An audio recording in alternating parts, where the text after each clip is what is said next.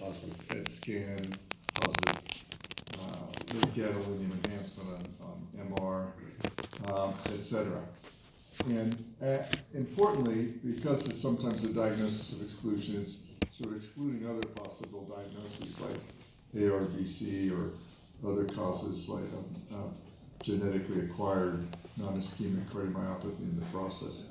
So I think the take-home message is that most of our patients, if you have a non-ischemic cardiomyopathy, PET scan to think about and diagnose the presence of sarcoid, MR imaging and genetic testing now is sort of required for all our patients who present with VT in this setting so that we can try to establish the diagnosis and perform appropriate biopsies when it's necessary. This is from work by Rod Tum. I like this work because they basically did that. They did PET scanning and MR imaging in 103 consecutive patients over a 3-year period. And importantly, they had a 49% incidence of positive PET scanning. FDG uptake was positive in half the patients.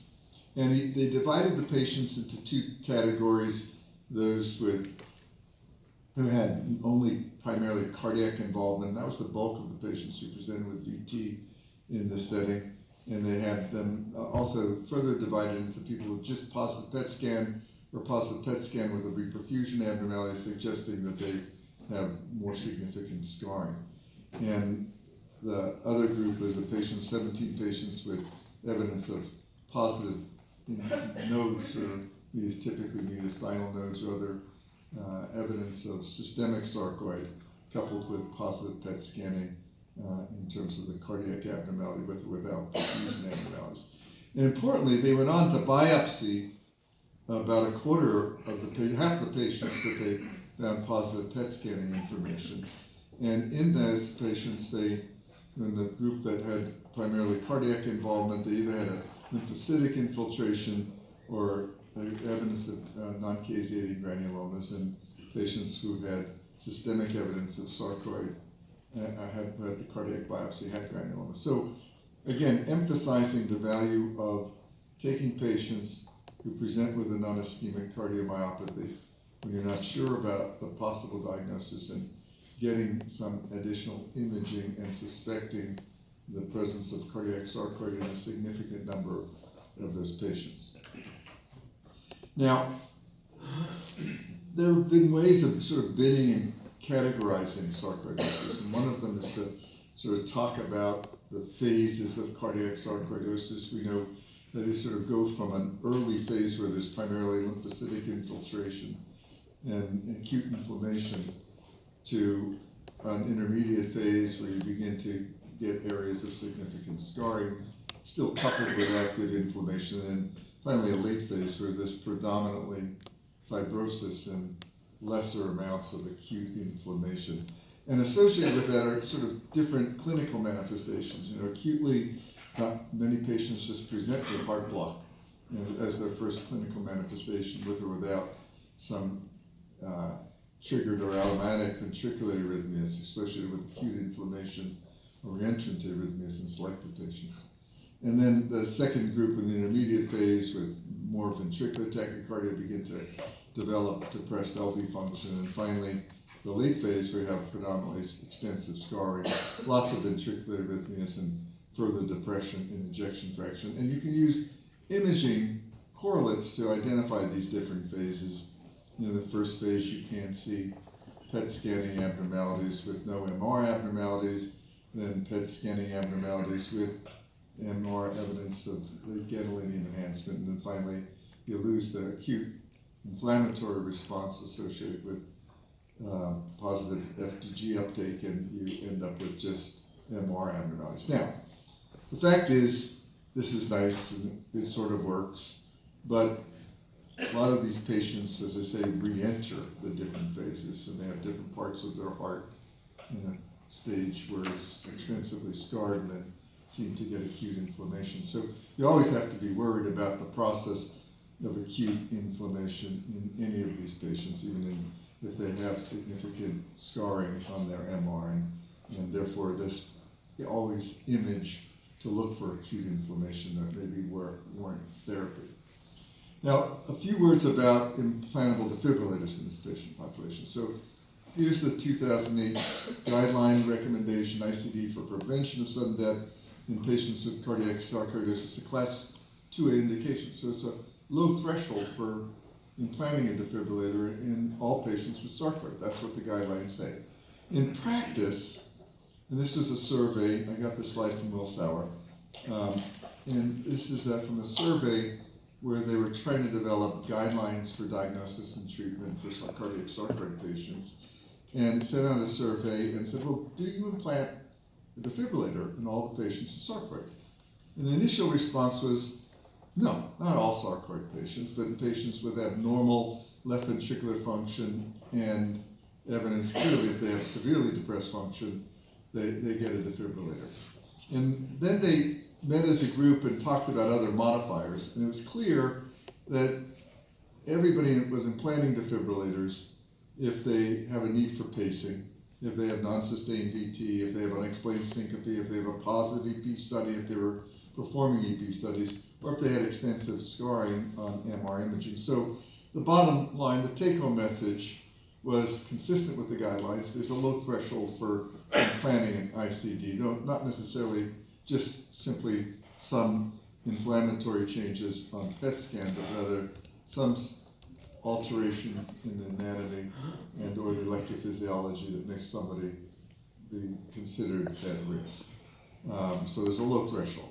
And there's evidence to support that sort of low threshold in the literature. If you look at, this is a recent study, 139 patients who presented with AV block and were followed with or without defibrillators. And the patients in the two groups with just low AV block without depressed function, and that's probably the group to highlight. Even in that group, you had about a 20% incidence of sudden cardiac death when they were followed in a conservative fashion. So it suggests, and that's too high. So I think if you manifest some arrhythmogenic abnormality, whether it's AV block or ventricular arrhythmias, your threshold for implanting a defibrillator appropriately should be low. And this is just the incidence of both sudden cardiac death and VT, and you see it's even higher. And some of these, of course, have defibrillators, and that's why they documented the VT episodes. But it's important to recognize that the AV block is a marker for worse outcome, and most patients need a defibrillator, as is late gadolinium enhancement. So if you have a diagnosis of cardiac sarcoidosis, you have not only evidence of acute inflammation, but you begin to see scarring on MR imaging.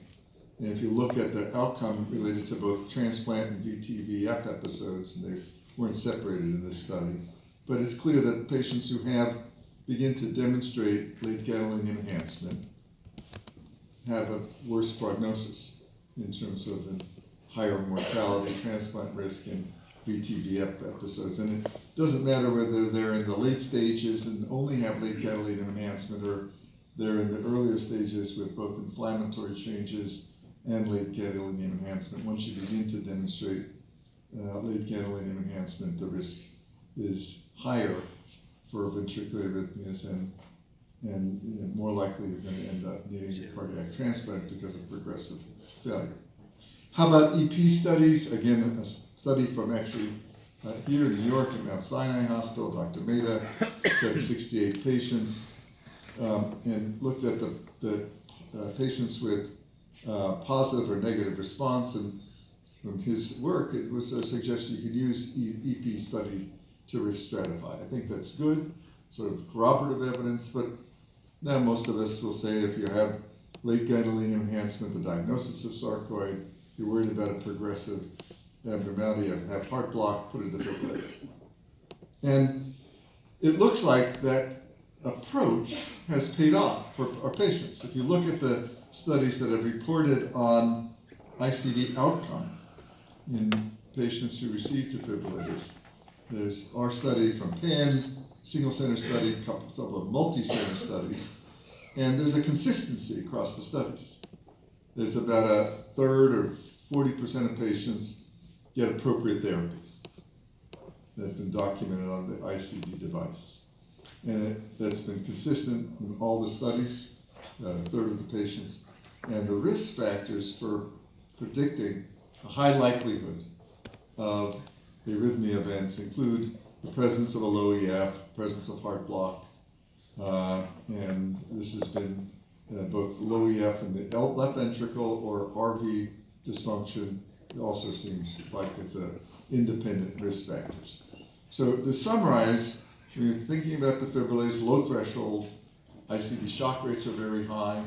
When you can talk to patients and say total annualized incidence of appropriate shocks for about 9 to 15%, which is significant, and includes the patients with primary prevention of ICDs, about approximately 10% incidence if they have one of the evidence of some anatomic or electrophysiologic abnormality. And the patients who have the highest risk will be those with decreased function and the presence, as I said, of heart block. Let's move to the EP laboratory.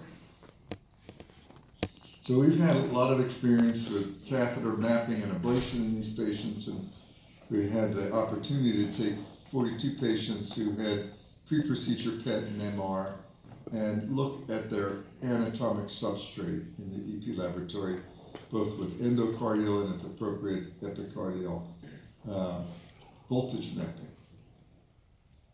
And what did we find? Well, like most patients with non-ischemic cardiomyopathy that develop ventricular tachycardia, when they have VT, the substrate tends to be predominantly basal. And in the setting of sarcoid, basal and typically septal. So you typically get an abnormality that involves the perivalvular region in front of the aortic valve down on the septum. There's patchy scarring that's a little bit more common in sarcoid than we see in some of the other abnormalities, but there's a lot of variability. But the scar tends to be basal, and that's typical of all non-ischemic cardiomyopathies. That doesn't help you distinguish sarcoid from other abnormalities. And that basal septal abnormality is seen not only on bipolar electrograms. Look at the outer, there's a bullseye diagram of the distribution of voltage and MR abnormalities, and you see the bipolar electrogram abnormalities, unipolar electrogram abnormalities, the PET scanning abnormalities, and the LGE abnormalities all tend to be basal and frequently septal. So there's a consistency, but there's a significant degree of variability. We also know that some of these patients have, like other non-ischemic cardiomyopathies, predominantly epicardial abnormalities, where the endocardium can be entirely normal based on voltage assessment, and you have predominantly high evidence of epicardial changes on MR imaging. If you use intracardiac echo, you can see this increased echogenicity that's present. And you map on the epicardium, you see patchy scarring associated with these electrogram abnormalities. So much like all the other non-ischemic cardiomyopathies, although septal abnormalities, basal septum predominate, you frequently can get lateral wall involvement and just epicardial involvement, and there's some degree of variability, enough so that you have to sort of be suspicious about every area of the heart that may be involved, or other areas of the heart that may be involved with sarcoid, especially the right ventricle. So the right ventricle is frequently involved in the setting of sarcoidosis. And in fact, sarcoidosis, probably more than any other non-ischemic cardiomyopathy, ends up mimicking our patients with arrhythmogenic right ventricular cardiomyopathy, because frequently they'll get right ventricular free wall involvement. So these are voltage maps, not from sarcoid patients, but just to highlight what you anticipate in patients with ARVC, right? ARVC, we know, involves primarily the right ventricular free wall. So if you look at, this is a AP view, this is the front of the right ventricle, this is a septal aspect.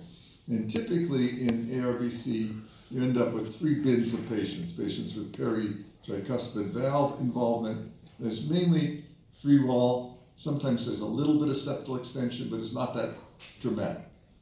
And can have peripulmonic abnormality, and abnormalities in about half the patients are more extensive. They come from the pulmonic valve and tricuspid valve and extend apically, but typically spare the apex, and there's some septal extension, but it's not a lot.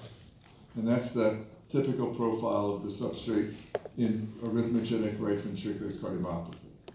In contrast, okay, so in contrast, when you have sarcoid, what you tend to get, although free wall involvement is relatively common, so this is free wall bipolar and unipolar imaging, and you see there's patches of scar on the RV free wall. You can see it outlined on the PET scan and on the MR. This free wall changes. But in contrast to ARVC, in most patients, though not all, in fact, you can have patients who only have free wall involvement and mimic 100% ARVC in terms of task force criteria. But importantly, in most patients, you will tend to see septal involvement. So when you do your voltage map, you'll see extensive septal involvement with bipolar mapping or unipolar mapping.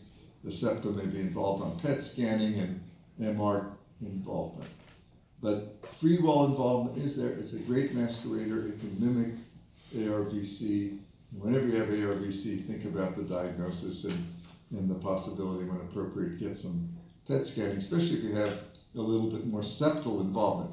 There are a number of studies that have contrasted ARVC with sarcoid, and all of them emphasizing the same take-home points. Free wall involvement can be seen in both of the right ventricle. Sarcoid can mimic ARVC, and you have task force criteria that are met. So you have based on task force criteria alone, the diagnosis in sarcoid patients of arrhythmogenic right ventricular cardiomyopathy. But in most patients, you begin to see significant septal involvement, either with PET scanning or with MR imaging. You can, with PET scanning, of course, see lymph node involvement outside the cardiac area in people with sarcoid. And clinically, you'll have more patients, not only with the lymph node involvement, septal involvement with imaging of some sort, and but you also see evidence of that septal involvement by manifest heart block. So dramatic PR prolongation, left bundle branch block, heart block, think sarcoidosis in patients who present with extensive right ventricular scar. Again, you can see that occasionally in ARVC patients without sarcoid, but it's a good way of classifying and bitting these patients. Now, when you look at pre-procedural imaging, it's important. When you look at a PET scan or an abnormal MR, how does it relate to what you find in the EP laboratory? And this was analyzed in this study, where we looked at all the normal bipolar electrograms and abnormal bipolar electrograms, and looked at MR imaging and demonstrated that in patients who have significant substrate abnormalities with abnormal bipolar electrograms, most of them with dramatic bipolar electrogram abnormalities do have MR imaging abnormalities. It will tend to have at least some degree of transmurality of that MR imaging abnormality in the area where we're recording bipolar signals. So it's not 100% relationship, but there tends to be this correlate. With PET scanning, however, you can get significant PET scanning abnormalities in areas where you have no bipolar voltage abnormalities at all, none. And that's important. So the PET scanning can be quite extensive and no abnormalities on bipolar electrogram recordings. So this is just an analysis where we looked at the percent of scar transmurality and related it to, on the x-axis, on the y-axis, there are people with positive PET scanning as indexed by glucose uptake. And again, what you tend to see is the following, and this relates it also to electrogram characteristics. In the patients with negative areas where they have negative PET scanning and negative MR imaging, they tend to have normal unipolar and bipolar electrograms. And when you have extensive areas of MR abnormalities, not surprising, you tend to get abnormal bipolar signals. And in many patients where you just have evidence of PET scanning abnormalities that lights up, but the MR is normal, the clue to the presence of this abnormality may be the identification of unipolar signals that are attenuated. Bipolar signals still may be normal, but unipolar electrograms begin to get attenuated in areas where there's active inflammation. Now, it's not 100% correlate, but it's helpful because if you're going to biopsy somebody to try to find an area of abnormality, you don't want to biopsy areas of dense scar because you'll get nonspecific fibrosis. You really want to get biopsy areas that have evidence of active inflammation. So you can use your voltage map and your PET scanning to help guide the area of interest where you want to biopsy. So active inflammation with a negative MR, active inflammation as indexed by unipolar abnormalities without associated bipolar abnormalities. These are the targets for your biopsies, and you can use this information to help use electroanatomic mapping to guide biopsy procurement, especially on the septum, both in the right and now we've been doing it in the left ventricle with some degree of success. So again, targeting areas where you have unipolar abnormalities without bipolar abnormalities, so you have a higher likelihood that you're going to see evidence of active inflammation with lymphocytic infiltration or granuloma, not caseated granulomas. So again, the take-home message in this slide just shows some of the important issues related to imaging and electrogram information. First, the substrate for sarcoidosis, you tend to have smaller areas of bipolar abnormalities compared to the more extensive area of unipolar abnormalities. And unipolar abnormalities in part correlate with inflammation, but you can have areas of inflammation, importantly, that are quite extensive without seeing any electrogram abnormalities, bipolar, unipolar, but unipolar more likely to correlate with some areas of active or extensive inflammatory change, whereas bipolar usually correlates with MR abnormalities. But importantly, the MR abnormalities sometimes are patchy, small areas. You may record with electrograms and not see it, maybe intramural, so you may not see any bipolar electrogram abnormalities in this important consideration. The other thing to remember is that this scar that develops in sarcoid is frequently patchy.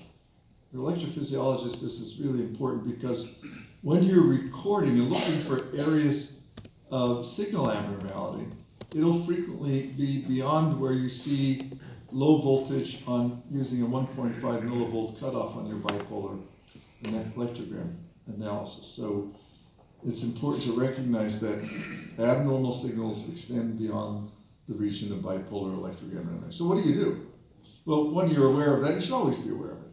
That is, look at signals, don't look at voltage and colors, no matter what you're doing. But if you want to look at colors, you want to basically change your cutoff that you use. So this is Daniel Musa was nice enough to analyze 14,000 electrograms. That's a labor of love in 31 patients with sarcoidosis, and just looked at the distribution of bipolar and unipolar electrograms. And indeed, many of the patients had dense scar and had lots of bipolar electrogram abnormalities that fit standard criteria. They're less than 1.5 millivolts associated with unipolar abnormalities. But because there's lots of patchy scar in these patients, you begin to see areas where there are truly electrogram abnormalities, multi-component, split, wide electrograms, where the voltage is greater than 1.5 millivolts. So if you're going to pay attention to voltage in sarcoid patients, but probably in all non-ischemic cardiomyopathies, you don't want to use 1.5 millivolt cutoff. You want to take the slider bar and move it up to 3 millivolts in order to identify larger areas of abnormal electrograms.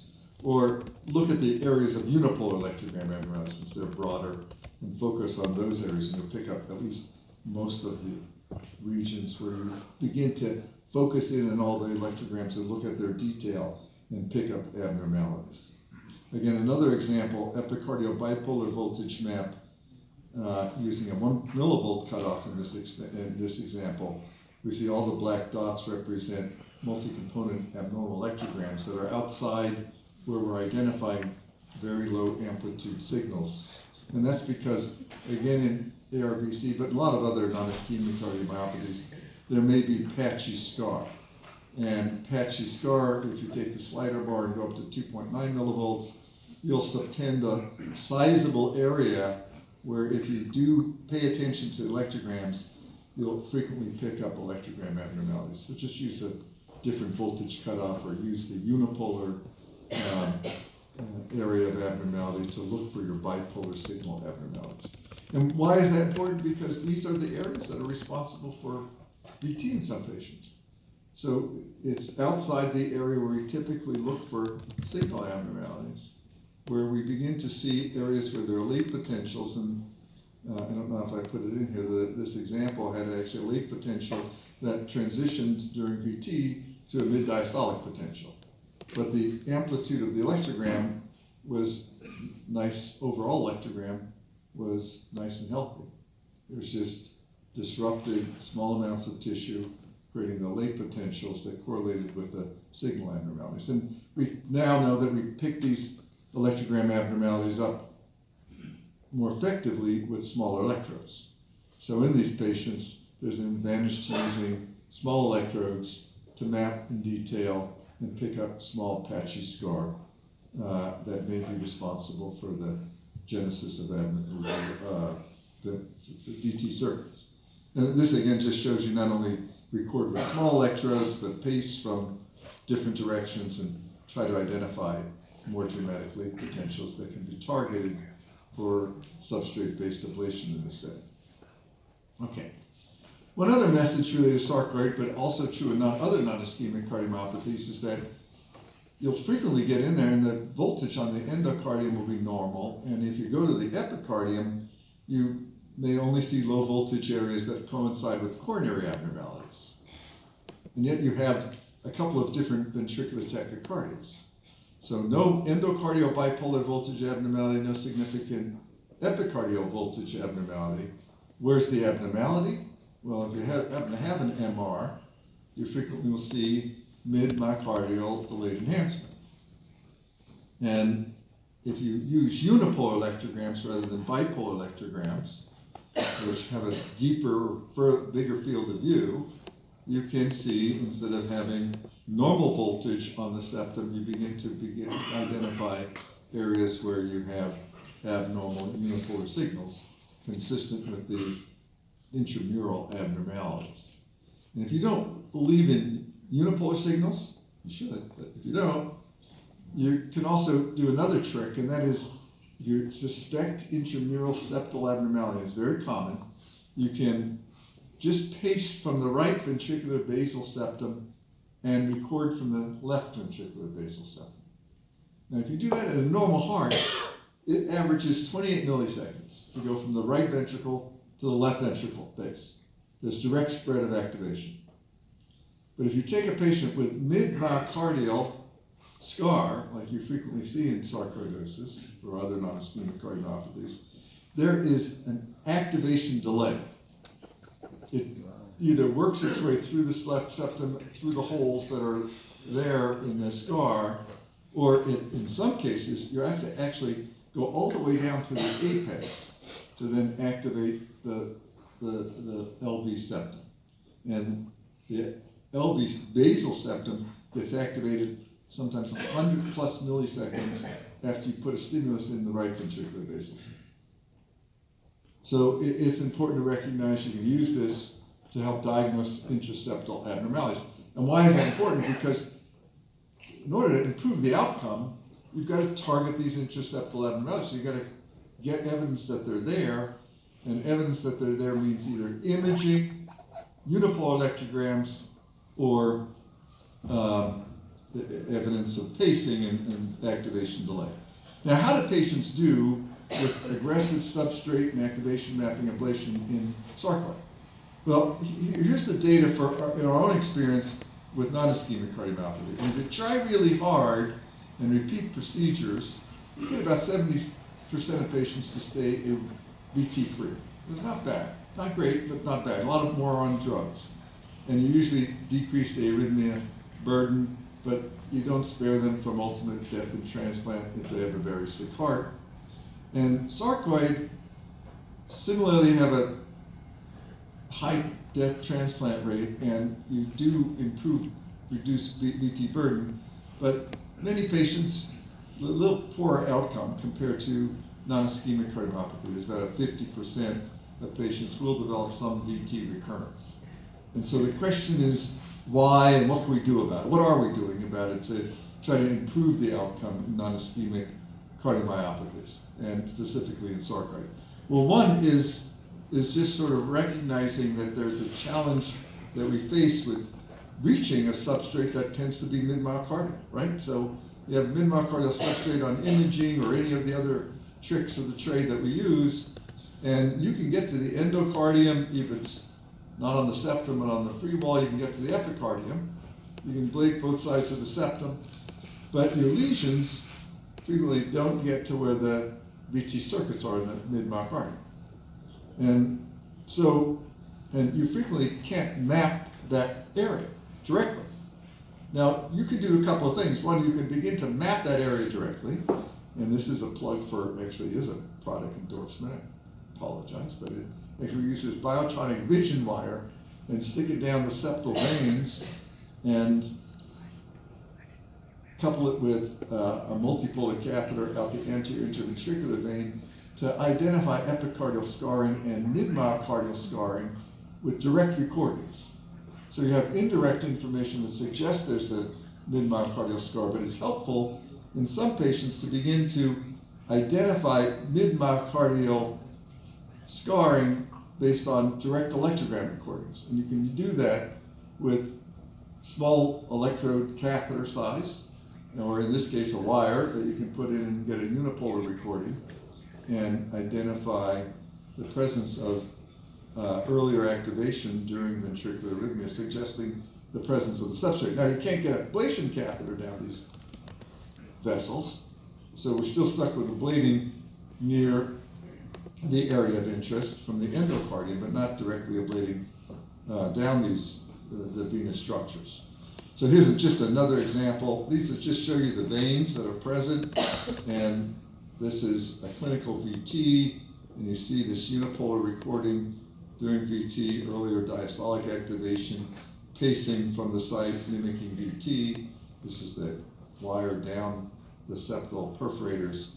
And this is a workflow suggestion provided by Dr. Enriquez and Dr. Garcia, where they access the CS in everybody and do, importantly, a nice venogram, usually after sticking in a gillis or a lamp 90 sheath, do a venogram and identify this coronary venous anatomy, including the septal perforators.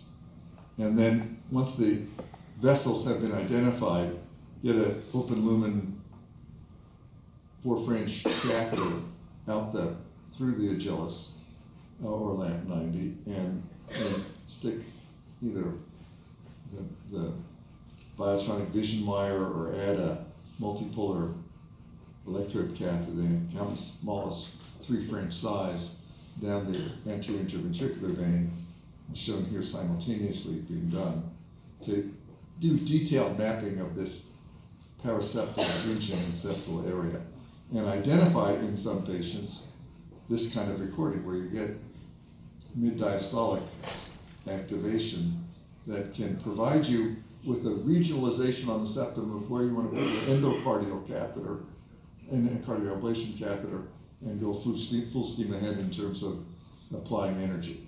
Now, you can make recordings of mid-myocardial substrate, but how do you ablate it? And there limited ways of getting the energy in. We don't do a very good job when we use RF on the endocardium, getting to that mid-myocardium, and just standard RF energy. But there are ways to sort of get access to that mid-myocardium, either by trying alcohol down the coronary venous or arterial anatomy, but that's going to be limited by the vessels.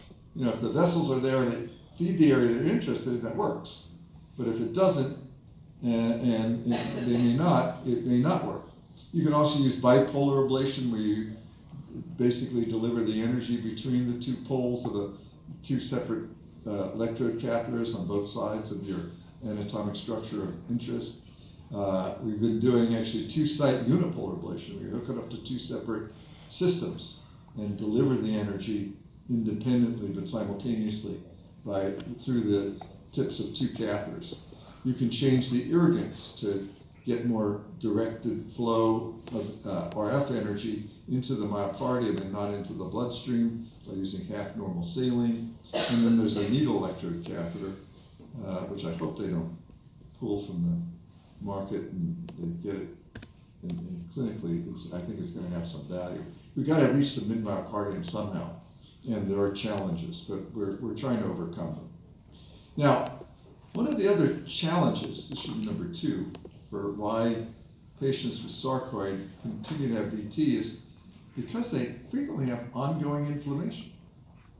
And evidence to support that this is a problem comes from when you look at the people who have VT recurrence, they typically have a larger scar burden, but they also have a positive PET scan, and they don't tend to have a positive response to immunosuppressive treatment.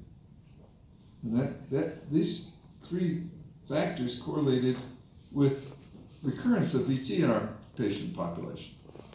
And I think that's important to recognize, and this is, again, a slide that just shows that these are people who had 3 PET scans, and there's a group of patients that don't respond to immunosuppressive therapy. They continue to have positive PET scans.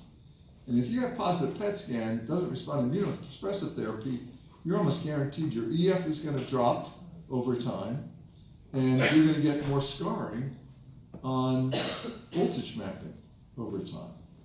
And that was evident in this study and another study where we just looked at unipolar recordings, and the patients who had persistent myocardial inflammation is indexed by persistent positive PET scanning despite immunosuppressive therapy.